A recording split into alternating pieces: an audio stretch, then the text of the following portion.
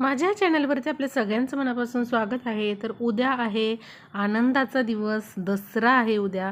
तर उद्या आपल्याला काही विशेष छान अशी कामं करायची आहेत बघा. काही गोष्टी असतात ज्या आपण त्या त्या तिथीला जर केल्या तर त्याचा नक्कीच आपल्याला खूप फायदा होतो. आपल्या घरामध्ये त्याची सकारात्मकता प्रचंड प्रमाणामध्ये पसरते.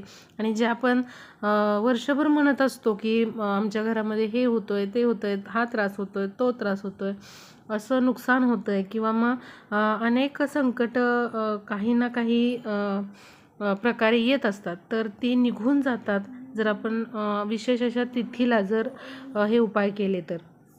तर बघा, उद्या दसऱ्याच्या दिवशी विशेष करून महिलांनी करायचे हे उपाय आहेत किंवा काही गोष्टी आहेत त्या तुम्ही अवश्य करायच्या आहेत.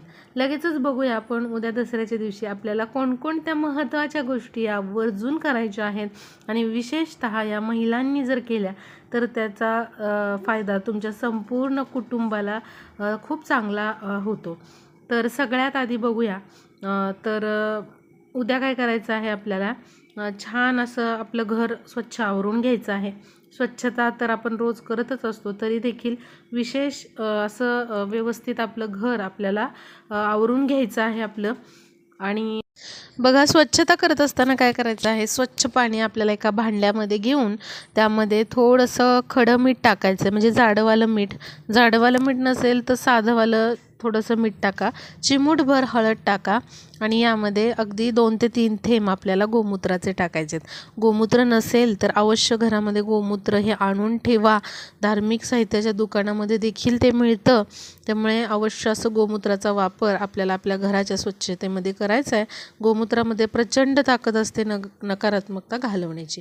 अशा पद्धतीने हे पाण्यामध्ये सगळं मिक्स करून आपल्याला एखाद्या कापडाने आपल्याला सगळा जो आपला किचन ओटा आहे तो स्वच्छ करून घ्यायचा आहे चांगला. बघा, जो किचन ओटा असतो त्यामध्ये आपली लक्ष्मी वसलेली असते आणि अवश्य आपला जो ओटा आहे किचन ओटा त्याची स्वच्छता आपण अशा प्रकारे केली पाहिजे.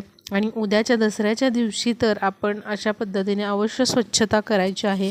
किचन ओटा, त्याचबरोबर आपला जो गॅस आहे तो देखील या पाण्याने छान असं स्वच्छ करून घ्यायचा आहे. खिडक्या वगैरे देखील तुम्ही या अशा कपड्याने स्वच्छ करून घेऊ शकता. की ट्रॉलीज असतात त्या देखील या पाण्याने अशा व्यवस्थित स्वच्छ करून घ्यायच्या आहेत. बघा, स्वच्छतेमध्ये लक्ष्मी वसलेली असते. जेव्हा तुम्ही तुमच्या घराची स्वच्छता करता तेव्हा निम्म्यापेक्षा जास्त निगेटिव्हिटी दूर जाते आणि तिथेच आपले बरेचसे प्रॉब्लेम दूर जातात. तर आपलं जे मुख्य दार आहे त्याचबरोबर घरामधली जेवढे काही दरवाजे आहेत ते देखील आपण असे स्वच्छ करून घ्यायचे आहेत. तर उद्याच्या दिवशी अवश्य तुम्ही अशा पाण्याने स्वच्छता करून घ्यायची आहे.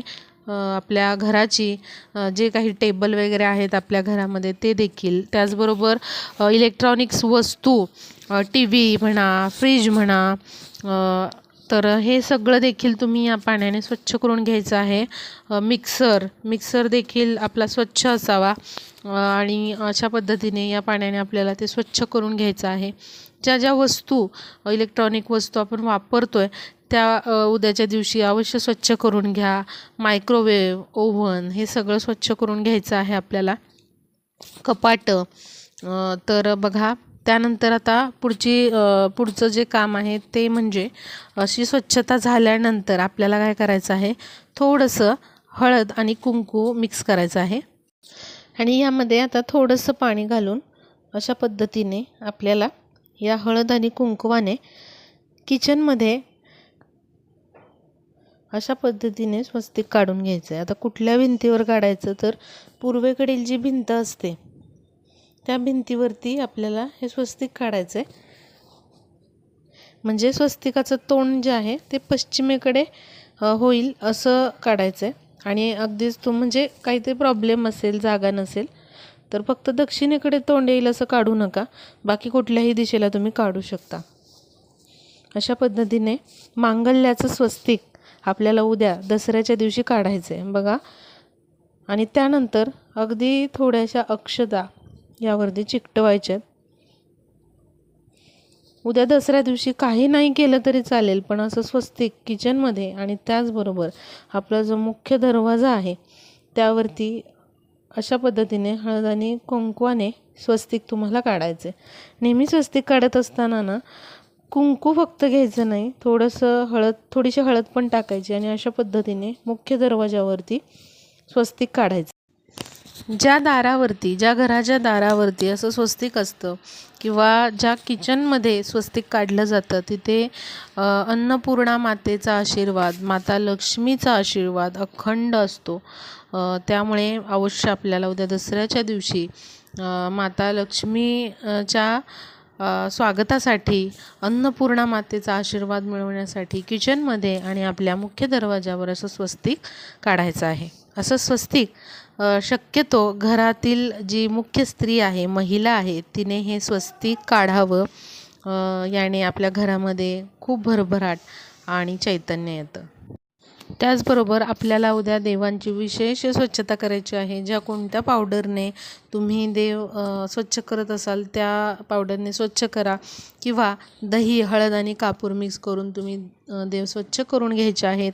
जो मंगल कलश आपण स्थापन केलेला असतो आपल्या देवघरामध्ये, त्यामधील पाणी बदलून स्वच्छ पाणी त्यामध्ये भरायचं आहे आणि कलशामध्ये 5 विड्याची किंवा आंब्याची पाने टाकून आपल्याला नारळ ठेवायचा आहे त्यावरती. कलश पण तुम्ही स्वच्छ धुवून घ्या. आणि जरी तुम्ही याच्या आधी मंगल कलशाची स्थापना कधीच केलेली नसेल, नवरात्रीत देखील केलेली नसेल, तरी देखील उद्याच्या दिवशी तुम्ही असा मंगल कलशाची स्थापना तुमच्या देवघरामध्ये अवश्य करू शकता.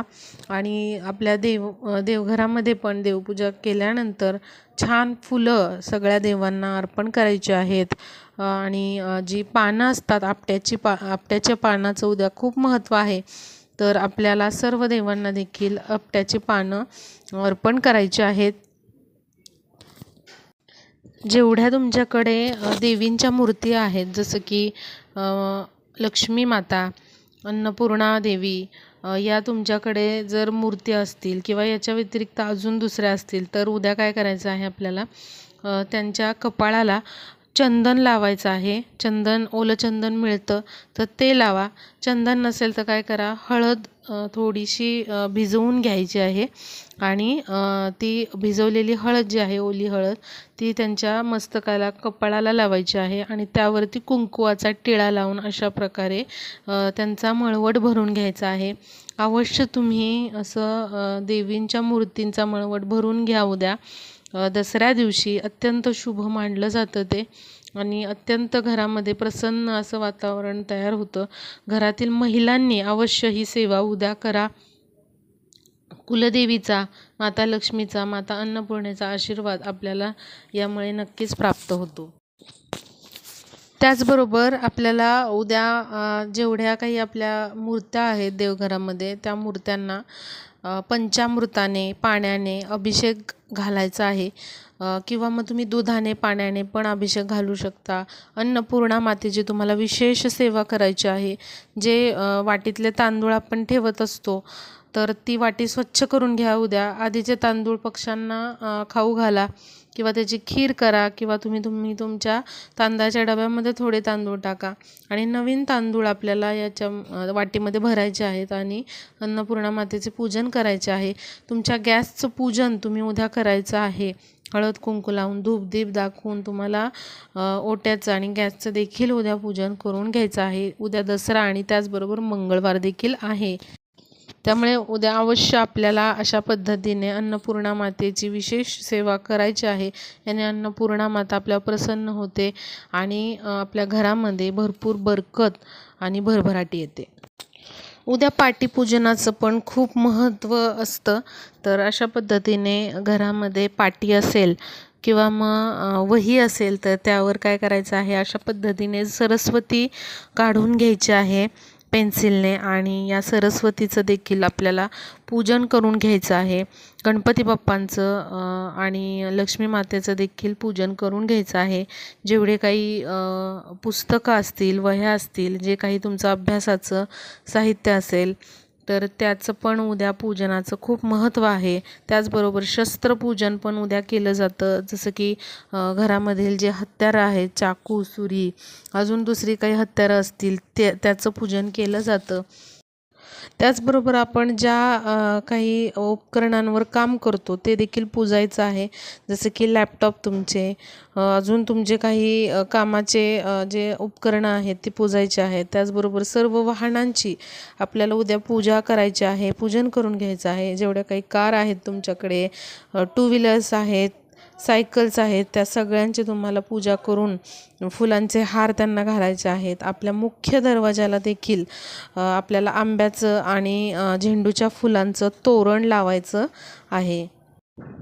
तुमच्या व्यवसायाच्या ठिकाणी पण समजा तुमचं दुकान असेल, शॉप असेल, त्याला पण तुम्हाला आंब्याच्या आणि झेंडूच्या फुलांचं तोरण लावायचं आहे. त्याचबरोबर उद्या आपल्याला संध्याकाळी एक उपाय करायचा आहे, तो म्हणजे बघा अशा पद्धतीने कापूर पेटवायचा आहे. त्यामध्ये आपल्याला 2 लवंगा घालायच्या आहेत आणि हे प्रज्वलित झाल्यानंतर आपल्याला याच्यामध्ये चिमूटभर तीळ घालायचे आहेत, पांढरे तीळ घालायचे आहेत आणि त्याचबरोबर आपल्याला तूप सोडायचं आहे याच्यामध्ये. नक्की अशा प्रकारे तुम्ही या ज्या वस्तू आहेत तर या अग्नीमध्ये टाकायच्या आहेत. याने आपल्या घरामधली खूप निगेटिव्हिटी निघून जाऊन आपल्या घरामध्ये लक्ष्मी स्थिर राहते. आणि उद्याच्या दिवशी अवश्य अशा प्रकारे कापुरासोबत अशा पद्धतीने लवंग आणि तीळ आपल्याला जाळायचं आहे. याचे खूप चांगले प्रभाव आपल्या घरामध्ये जाणवतात. काही अडचणी, संकट असतील तर ती दूर होऊन आपल्या घरामध्ये सकारात्मकता पसरते. तर अवश्य हे काही उपाय जे आहेत ते उद्या आपल्याला करायचे आहे. हा जो उपाय आहे कापूर आणि लवंगांचा, तो घरातील कोणतेही सदस्य करू शकतात आणि बाकीचे जे उपाय आहेत किंवा गोष्टी आहेत शक्यतो त्या घरातील महिलांनी कराव्यात. याने आपल्या घरामध्ये सुख, समृद्धी, शांती नांदण्यास मदत होते आणि आपल्या घरामध्ये भरभराट येऊन माता लक्ष्मी, अन्नपूर्णा माता प्रसन्न होऊन आपल्याला भरभरून आशीर्वाद देतात. तर अवश्य हे उपाय करा आणि जास्तीत जास्त मैत्रिणींना हा व्हिडिओ शेअर करा, म्हणजे उद्या त्या देखील असे उपाय करू शकतील आणि नक्कीच त्यांना देखील या व्हिडिओची मदत होईल. तर भेटूया पुढच्या व्हिडिओमध्ये.